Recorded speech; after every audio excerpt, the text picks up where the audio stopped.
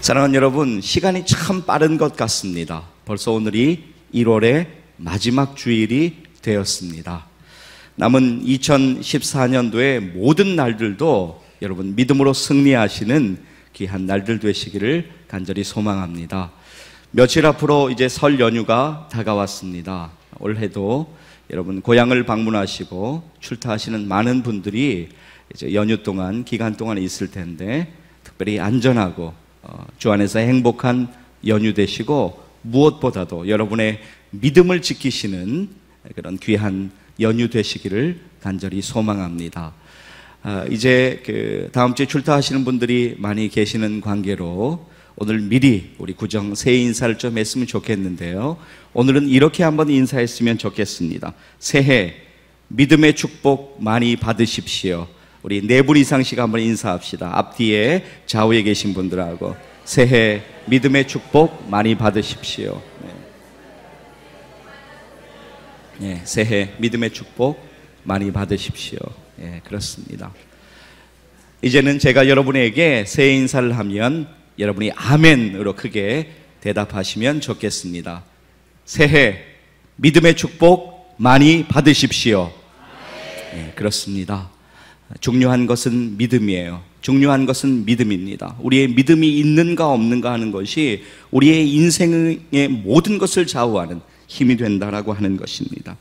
사랑하는 여러분, 어려움의 한복판에 기회가 있다라고 하는 말이 있습니다. 무슨 말이냐면 골이 깊을수록 산이 높다라고 하는 것이죠. 그리고 어둠이 짙어질수록 새벽이 더 가까워져 왔다라고 하는 것을 우리는 잘 알고 있습니다. 문제는 우리의 믿음입니다. 그 캄캄한 밤에, 그 캄캄한 새벽에 황홀한 새벽의 빛을 믿음으로 바라볼 수 있는가? 지금 당장 내 눈에 보이지 않지만 그것을 바라볼 수 있는가?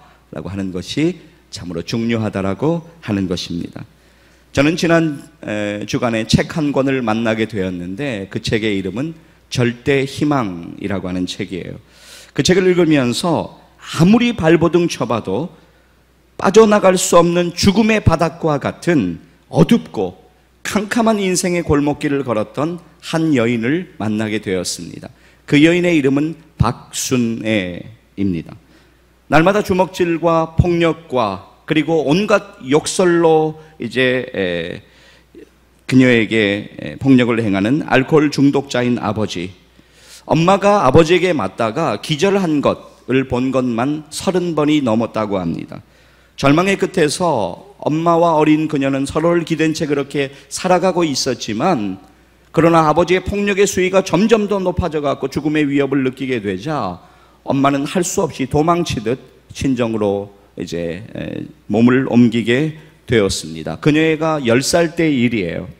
그녀의 어린 시절은 배고픔과 서러움 그리고 퉁퉁 부은 눈으로 하늘을 향해서 날마다 피울음을 토해내고 있었다고 그녀는 고백하고 있습니다.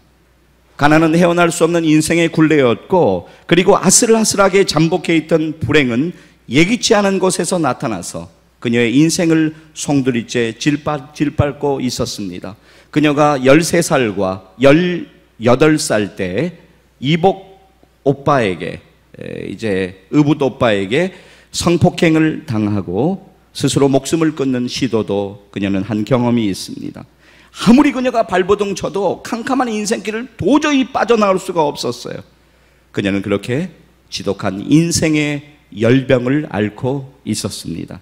그녀의 인생은요 반드시 치료와 회복이 필요했습니다. 오늘 우리의 본문을 보게 되면 우리는 지독한 열병을 앓고 있는 한 여인을 만나게 됩니다. 그녀는 바로 베드로의 장모였습니다. 그녀에게도 치료와 회복이 필요했습니다. 그리고 우리의 본문에 등장하는 귀신 들린 많은 사람들도 치료와 회복이 필요했습니다.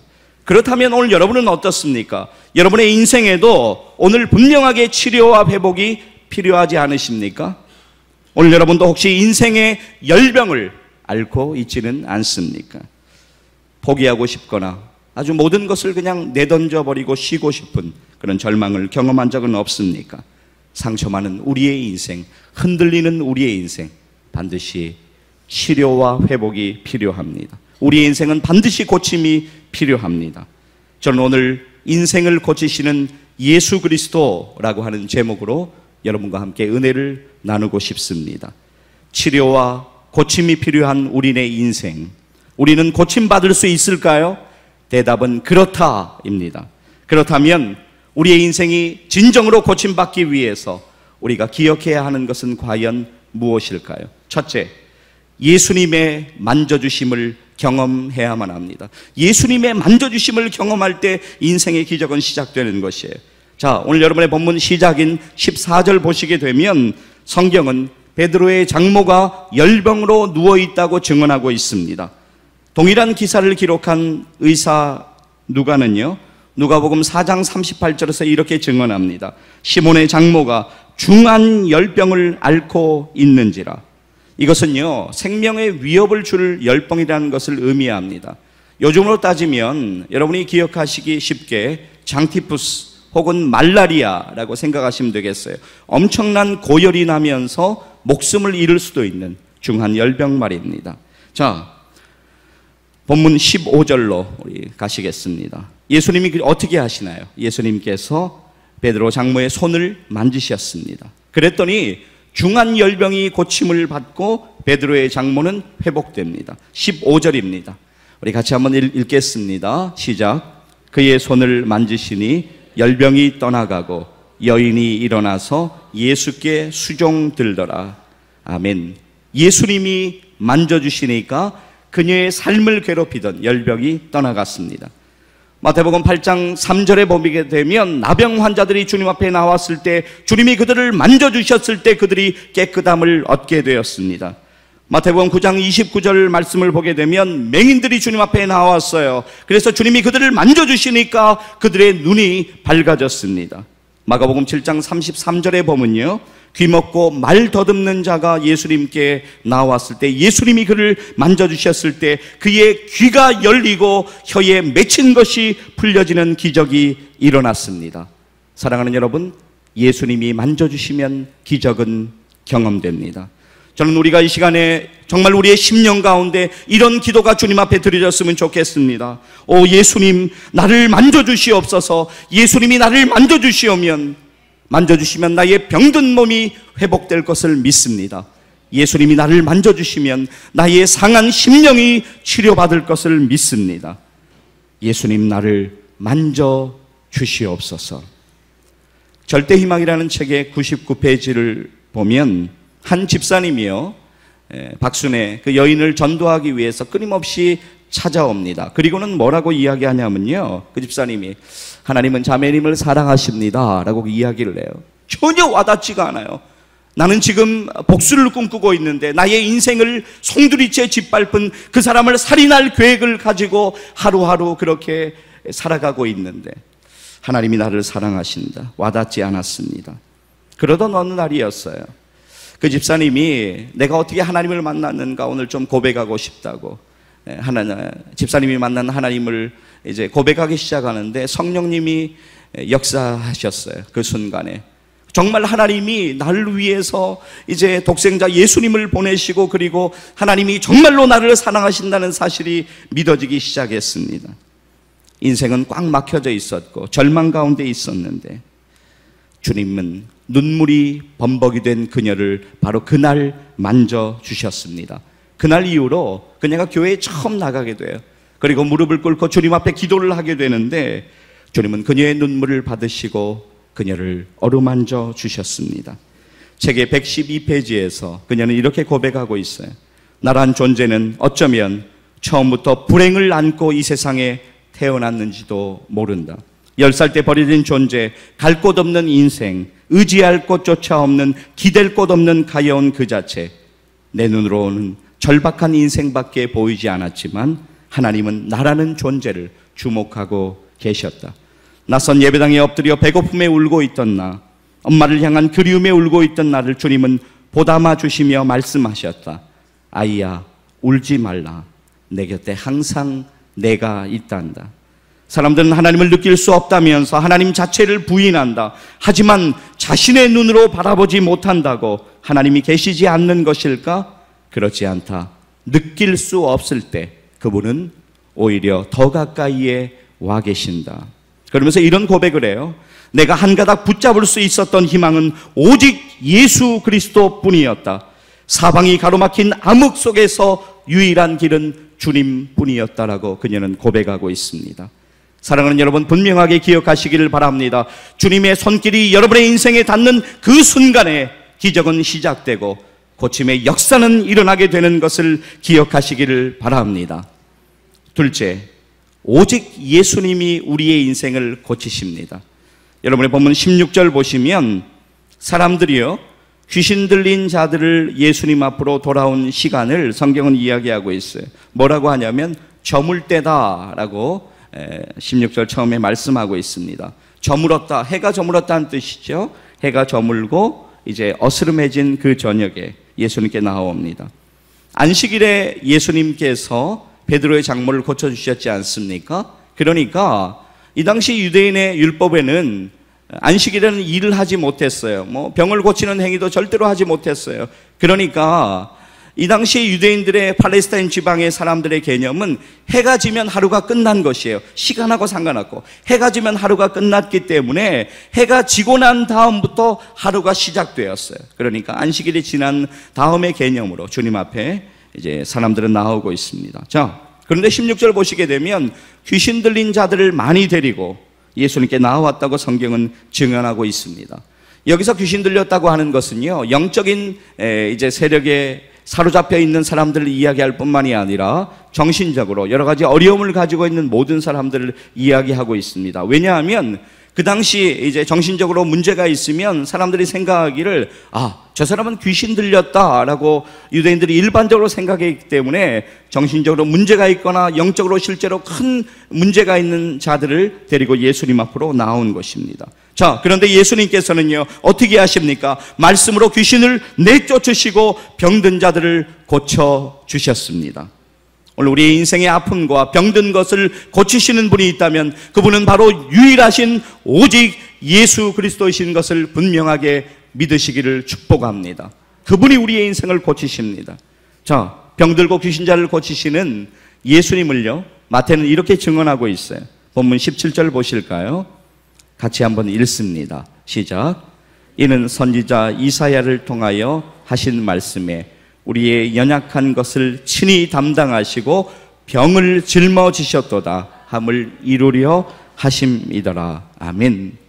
우리의 연약함을 예수님이 친히 담당하셨습니다. 그분이 십자가의 죽으심으로 우리의 모든 죄를 되속하셨습니다. 예수님이 대신 채찍에 맞으심으로 우리가 나음을 얻었다고 성경은 증언하고 있습니다.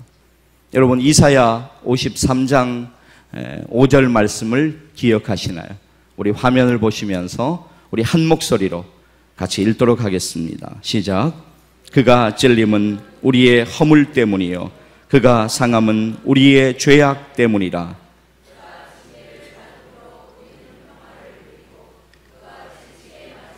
우리는 나음을 받았도다. 아멘. 그가 채찍에 맞음으로 우리는 나음을 받았도다.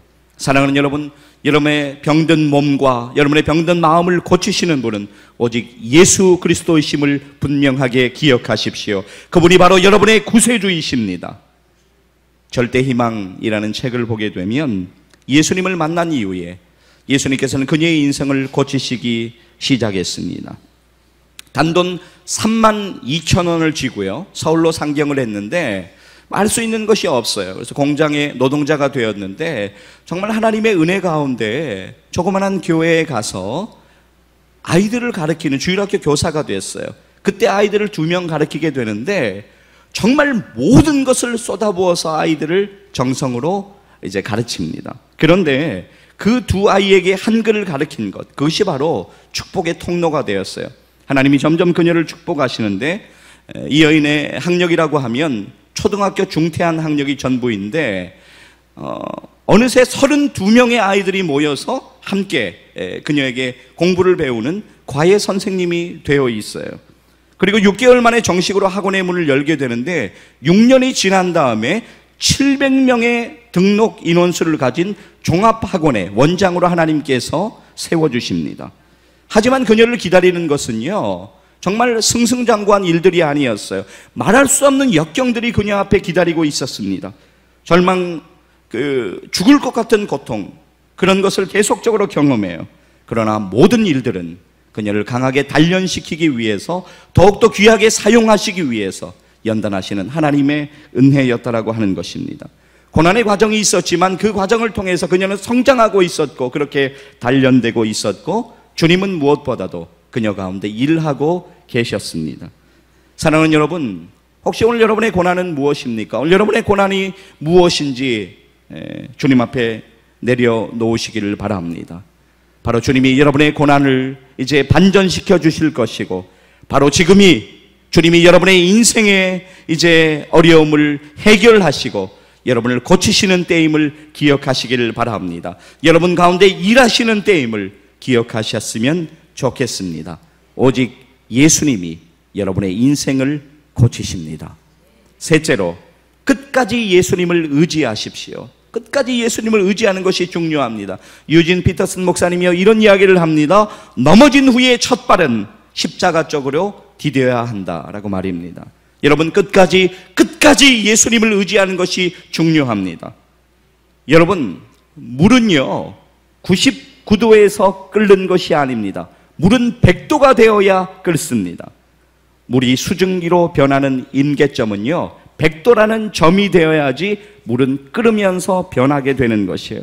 바로 그 순간이 가장 힘든 순간이에요. 그러나 그 순간을 넘기게 되면 새로운 역사가 일어난다고 하는 것입니다. 사랑하는 여러분, 끝까지 주님을 의지하십시오. 끝까지 기도하면서 주님을 의지하십시오. 그러면 우리는요 주님의 음성을 분명하게 듣게 될 것입니다. 그리고 주님의 여러분이 생각지 못하는 방법으로 그분이 여러분을 인도하여 주셔서 결국은 주님으로 인하여 승리하게 될 것을 믿으시기를 바랍니다. 절대희망의 저자인 박순애, 어느 날 그녀의 인생에 한 남자가 등장합니다.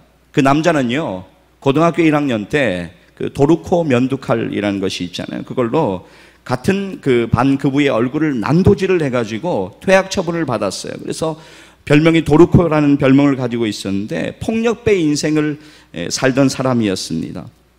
결혼을 한 적이 있어서 두 아이가 있는 남자였고, 그 당시 기소중지 상태였는데 경찰에 쫓기면서도 그 여인하고 결혼하겠다고 계속적으로 구애를 하는데 도저히 결혼할 수 있는 상황이 아니니까 거절하는 가운데 어느 날 농약을 들고 왔어요. 그래서 그녀가 보는 앞에서 농약을 진짜 마셔버립니다. 그리고 나서는 난장판이 됩니다. 그녀는 눈물의 기도를 주님 앞에 엎드려 드립니다. 그리고 그 남자와 결혼하겠다고 결정하던 그날에 남자는 울음을 토해내며 이렇게 이야기했다고 합니다. 이 세상의 모든 것들은 끊고 새롭게 다시 태어나겠습니다 라고 이야기했다고 합니다. 그날부터는 그 다음 날부터 가까운 교회에 새벽 기도도 나갔다고 해요. 그러나 그것도 잠시였습니다. 결혼 후에 그는 다시 밀실에서 폭력배들과 어울리기 시작했고, 지난날과 같은 폭화와 노름으로 인생의 바닥을 기어가는 그런 생활을 계속 이어가고 있었습니다. 돈만 떨어지면 찾아와서 수천만 원을 요구했고, 어렵고 또 어렵게 돈을 구해주면 그는 세상의 음지에 그 돈을 뿌리면서 그의 인생을 그렇게 방탕하게 수렁 속으로 몰고 들어가고 있었습니다. 기소중지 상태에 있었지만 예전보다 더욱더 악하게 인생을 살고 있었습니다. 이런 남편 앞에서 그녀는 절망의 울타리 안에 갇힌 짐승 마냥 밤마다 죽음의 소리를 내며 울고 있었습니다. 책의 226페이지에서 그녀는 이렇게 절규하고 있습니다. 아버지 같은 사람을 만나지 않으려고 그토록 소망했거늘 결국 이런 사람을 만난 것이다. 엄마가 살아온 인생을 내 눈으로 보았기에 나는 엄마처럼 살지 않을 것이라고 다짐했거늘 어느새 나의 엄마가 걸어온 눈물의 길을 내가 걷고 있음을 알았다. 남편은요, 그녀가 일어나지 못할 정도로 정신을 잃을 만큼 때렸는가 하면 온몸을 때렸어요. 이빨이 흔들리고 코피가 날 정도로 뺨을 계속적으로 세게 때리기도 했습니다. 그러나 한 가지 변하지 않은 것이 있어요. 그녀의 기도는 계속되었습니다. 그러던 어느 날 갑자기 남편이 이제 돌아왔어요. 돌아와가지고 새 사람이 되겠다고, 자기를 용서해 달라고 이야기합니다. 믿을 수 없었어요. 예전에 악행이 생각나서 그냥 못 본 척 무시하면서 하루하루가 지나가고 있었습니다. 근데 어느 날부터 남편이 새벽 기도를 나가는 거예요. 이 새벽 기도의 기간이 몇 달 동안 이어지는데 그냥 뭐 같이 가는 게 아니죠. 그냥 따라가는 거죠. 그러면 그녀는 맨 앞에 앉아가지고 울면서 하나님, 저 사람과 이혼하게 해달라고 기도하고, 또 남편은 맨 뒤에서 하나님, 저 아내와 다시 살게 해달라고 그렇게 기도하는 것이 몇 달이 이어졌다고 합니다. 그런데 그렇게 하기를 몇 달이 지난 후에 남편은 통곡하듯 울면서 어느 날 새벽에 경험한 기적을 이렇게 고백했습니다. 교회에서 기도하고 있는데 갑자기 눈을 뜨라라는 음성이 들려왔다고 합니다. 그래서 눈을 떴더니 눈앞에 대형 스크린이 펼쳐지면서 자신이 지은 엄청난 죄들이 영화 필름처럼 지나갔다고 합니다. 수십 년의 죄악들이 생생한 필름으로 남아있는데 차마 눈뜨고 볼 수가 없어서 그는 몸부림치면서 이렇게 외쳤다고 합니다. 제발 그만하세요 하나님, 내가 죽일 놈입니다. 나는 인간이 아니었습니다. 교회 바닥을 뒹굴면서 자신은 인간이 아니었다고 그렇게 통곡하였습니다. 교회 바닥에 엎드려 눈물 흘리며 회개하는 남편에게 이런 음성이 들렸다고 합니다. 내가 산 것은 내 아내의 눈물의 기도 때문이니라. 남편은요, 성경을 쓰기 위해서 펴놓은 상위에 엎드려 기도하고 있는 부인을 향해서 발로 걷어차고 무지막지한 발로 짓밟았던 그런 사람입니다. 남편은 교회를 협박하기도 했고 또 교회에 이제 핍박을 가하기도 했고, 그녀가 헌금으로 준비한 돈을 강탈하기 위해서 그녀의 콧뼈를 부러뜨려 버려요. 그리고 이제 의식을 잃게 했던 그런 사람이었습니다. 그랬던 남편이 회개의 눈물을 쏟아내며 마치 짐승이 울부짖듯 통곡을 쏟아내고 있었습니다. 남편의 옛사람이 죽고 새 사람이 되어 돌아온 그날 새벽에 죽음에서 가정을 살리신 놀라우신 하나님의 은혜를 경험하면서 다섯 식구, 어머니와 친정어머니와 두 아이와 부부는 세상에서 가장 행복한 눈물을 흘리고 있었습니다. 그 후에 하나님께서 이 남편을 인도하시는데 놀랍게 인도하세요. 하나님이 이 남편을 신학교로 보내세요. 남편은요, 정말 신학교에서 공부하는 것이 어려웠어요. 왜냐하면 워낙 인상 자체가 폭력배로 다져진 인상이기 때문에 모든 학생들이 피했어요. 근데 그녀가 신학교를 찾아갑니다. 남편의 인상은 이렇지만 완전히 회개한 사람입니다. 도와달라고. 남편이 하나님의 은혜 가운데 무사히 졸업을 하게 되고 한 교회 전도사님으로 부임을 하게 되었습니다. 정말 우여곡절 그때 한 교회로 전사님으로 부임을 하게 되었는데 그 교회 성도님들 사이에서 아주 수근거리는 소리가 들려오기 시작했습니다. 왜냐하면 누구라도 주눅들게 하는 남편의 아주 험악한 외모가 문제가 된 것입니다. 그런데 설교를 하면 설교를 잘 못하니까 목사님이 맡길 게 없으니까 그러면 찬양을 한번 해보라고 맡기셨대요. 그런데 남편이 세상에 태어나서 처음으로 이제 찬양을 인도하게 되었는데 처음으로 고른 찬양은 이것이었습니다. 세상에서 방황할 때 나 주님을 몰랐네. 내 맘대로 고집하며 온갖 죄를 저질렀네. 예수여, 이 죄인도 용서받을 수 있나요? 벌레만도 못한 내가 용서받을 수 있나요? 울면서 찬송을 불러나가는데 성령님이 강하게 역사하셨어요. 남편은 뜨거운 눈물이 앞을 가려서 더 이상 찬송을 이어 부를 수가 없었고 그 자리에서 통곡하면서 울고 서 있었습니다. 온 성전은 눈물의 강이 되었고 남편의 회개의 찬양에 온 성도들도 함께 울었다고 합니다. 책의 292페이지에서 그녀는 이렇게 남편의 변화를 고백하고 있습니다. 남편의 살기 넘치던 눈빛, 혈기와 독살스러운 눈빛은 사라지고 순한 양이 되어갔다. 주님이 우리 안에 오셨다. 지난날 내 인생은 절망의 연속이었다. 내 힘으로는 단 한순간도 이겨낼 수 없었다. 하지만 하나님은 상상할 수 없는 고난을 통과하게 하심으로 나를 훈련시켰다. 그 죽음의 터널을 통과한 후에 하나님께서는 나에게 귀한 은혜의 시간을 허락하셨다. 하나님은 그렇게 남편이라는 사람을 통해서 나를 연단시키고 만들어 가셨다. 이것이 하나님의 섭리였다. 뒤돌아보면 철저한 하나님의 계획 아래 나의 인생은 진행되고 있었다. 결국 남편을 통해 나를 만들고 나를 통해 남편을 만들어 가신 하나님. 진례꽃 그 여자라고 하는 책, 그리고 절대희망의 저자인 박순애 전도사님, 그녀의 인생을 하나님은 그렇게 고치시고 만들어 가셨습니다. 그녀의 가장 강력한 기도의 후원자였던 친정 어머니가 먼저 세상을 떠나고 하나님의 품에 안긴 이후에 남편은 그 엄마의 빈자리를 채우기 위해서 더 많이 기도하며 안간힘을 썼습니다. 절대희망이라는 제목의 책 마지막 페이지인 298페이지에서 그녀는 이렇게 고백하는 것으로 책을 맺고 있습니다. 이제 나의 남편은 엄마와 했던 약속처럼 내게 든든한 기둥이 되었고 기도의 후원자로 굳게 섰다.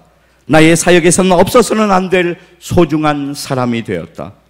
45이 된 지금 나는 두꺼운 껍질을 깨고 나온 병아리 마냥 이제야 큰 기지개를 켠다. 지금껏 나를 절망과 죽음의 늪에서 훈련시키신 주님, 가난과 눈물의 골짜기에서 훈련시키신 주님이 당신의 뜻대로 나의 인생을 마음껏 사용하시도록 겸허하게 무릎 꿇는다. 가시덩굴의 찔레꽃이 한떨기 백합화로 새롭게 태어난 나의 길, 내 인생의 모든 것이 주님 안에 있음을 고백한다. 책의 마지막은 이렇게 마치고 있습니다. 내 인생을 다시 태어나게 하신 주님을 생명 바쳐 사랑합니다. 사랑하는 성도 여러분, 여러분의 몸과 마음이 무너지는 순간에도, 그리고 인생을 포기하고 싶은 순간에도, 믿음이 흔들리는 순간에도 끝까지 주님을 의지하시기를 축복합니다. 박순애 전사님의 인생과 그의 남편과 그의 가정을 고쳐주신 그 주님이, 여러분을 위해서 십자가에 죽으시고 부활하신 그 주님이 동일하게 여러분의 인생을, 그리고 여러분의 가정을, 여러분의 자녀들을 고쳐주실 것을 믿음으로 믿으시기를 바랍니다. 사랑하는 여러분, 열병에 시달리는 인생, 주님이 고쳐주시면 완전하게 회복되는 역사는 일어나게 될 것입니다. 여러분의 고난과 아픔은 기쁨과 감사의 간증으로 바뀌게 될 것을 믿습니다. 예수님이 고쳐주시면 절대 절망은 절대 희망으로 바뀌게 될 것입니다. 인생을 고치시는 예수 그리스도, 지금이 바로 그분을 경험할 때입니다. 기도하시겠습니다.